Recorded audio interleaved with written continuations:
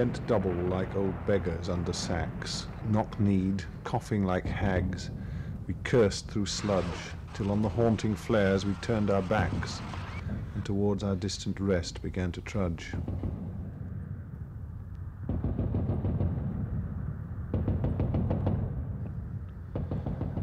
Our brains ache in the merciless, iced east winds that knive us. Watching, we hear the mad gusts tugging on the wire, like twitching agonies of men amongst its brambles. Northward, incessantly, the flickering gunnery rumbles, far off, like a dull rumour of some other war. What are we doing here? Until the enemy tears the god of despotism from her soul, her barbaric policy of blood and iron, until she chooses the path of civilization, of honor, of righteousness, this war must continue to save the civilized human race, to save the universe. All the big popular London papers, Mails and Expresses, the loudest shouters of the lot, how they hollered war to a thrilled universe. We found all our horizons, by the medium of this yellow journalism, turned into a sinister sulphur.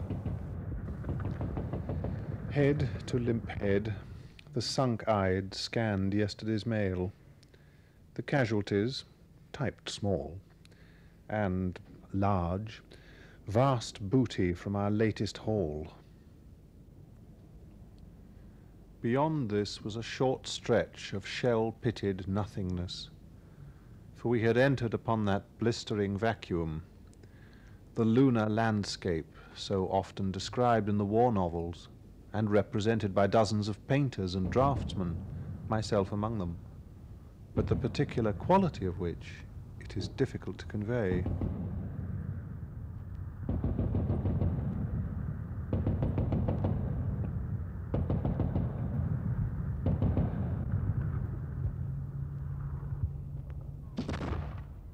Night.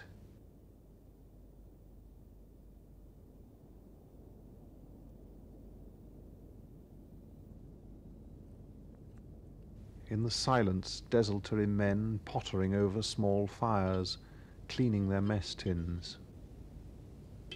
To and fro from the lines, men walk as on Piccadilly, through scattered dead horses, over a dead Belgian's belly.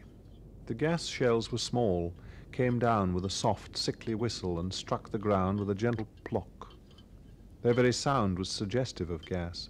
There was nothing to be afraid of, unless they got a direct hit on your chest, except their gas. Gas! Gas! Quick, boys! An ecstasy of fumbling, fitting their gas masks just in time. But someone still was yelling out and stumbling and floundering like a man in fire and lime. Dim through the misty panes and thick green light, as under a green sea, I saw him drowning.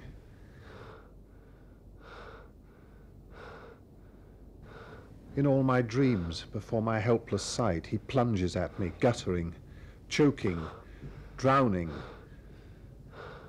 If in some smothering dreams you too could pace behind the wagon we flung him in, and watch the white eyes writhing in his face, his hanging face like a devil's sick of sin.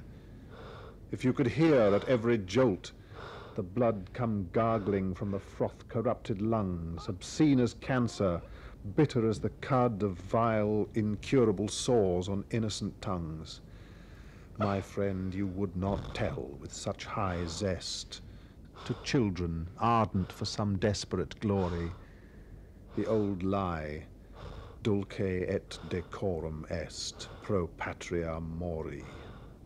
In the morning, the shell holes usually stank of sweet gas. Men were always going sick. A gunner who got down into a shell hole where the gas clung for hours was laid out. We kept them out of the trenches if we could.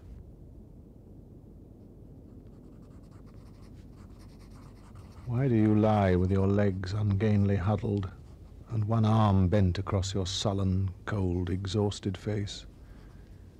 It hurts my heart to watch you, deep shadowed from the candle's guttering gold. Drowsy you mumble and sigh and turn your head. You are too young to fall asleep forever. And when you sleep, you remind me of the dead.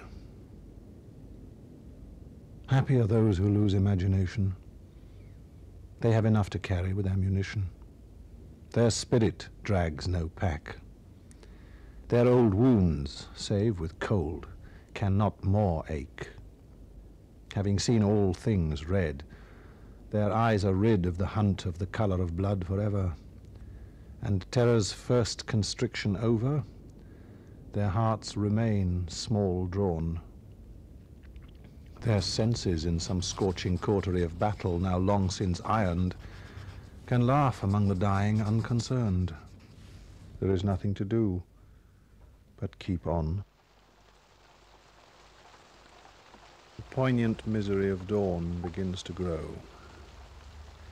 We only know war lasts, rain soaks, and clouds sag stormy. Dawn, massing in the east her melancholy army, attacks once more, in ranks on shivering ranks of grey, but nothing happens. No pen or drawing can convey this country. Sunset and sunrise are blasphemous. They are mockeries to man. Only the black rain out of the bruised and swollen clouds all through the bitter black of night is fit atmosphere in such a land. The rain drives on. The stinking mud becomes more evilly yellow. The shell holes fill up with green-white water. The roads and tracks are covered in inches of slime. The black dying trees ooze and sweat. And the shells never cease. It is unspeakable, godless. Do you remember the dark months you held the sector at Mametz? The nights you watched and wired and dug and piled sandbags on parapets? Do you remember the rats and the stench of corpses rotting in front of the front-line trench, and dawn coming dirty white and chill with a hopeless rain? Do you ever stop and ask, is it all going to happen again? Have you forgotten yet? For the world's events have rumbled on since those gagged days.